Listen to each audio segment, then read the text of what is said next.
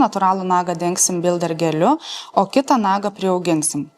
Pirmiausia, tiesiog įprastas nago paruošimas. Naudojam cleanser skystį.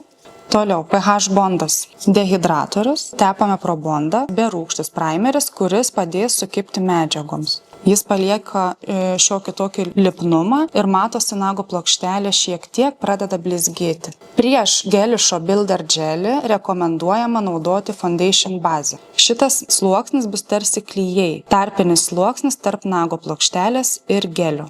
Foundationą visada reikia įtrinti į nago plokštelę. Kai matau, kad visas nagas pasidengęs, galim stingdinti lempoj. Toliau tepam builder gelį. Iš pradžių plonai padengsiu nago plokštelę, o tada šiek tiek storiau uždėsiu ir suformuosim gražų nagą.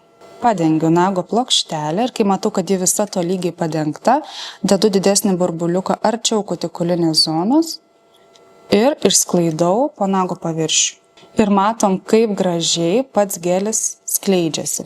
Ir tada galim dirbti visiškai savo įprastų būdų, naudoti būtent gelio teptuką, kurį jau turim, arba naudoti plonus teptukus skirtus dailiai, kaip kas įpratęs dirbti. Štai kaip gražiai išsilygina nago plokštelė.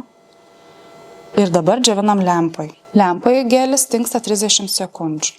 Natūralus nagas padengtas, galim piešti prancūzą, galim tiesiog lakuoti.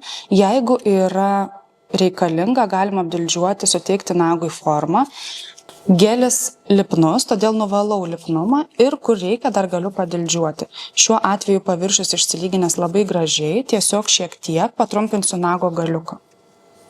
Naujasis geliš anti-stain viršutinis sluoksnis, jis yra skirtas naudoti ant kietųjų medžiagų, šiuo atveju mes ir tepsim ant savo gelio, taip pat labai puikiai apsaugo šviesias spalvas. Šis gelišo topas turi lipnų sluoksnį, todėl jį nuvalom cleanseriu. Ir matom, koks gražus spindesys ir turim pabaigtą nagą.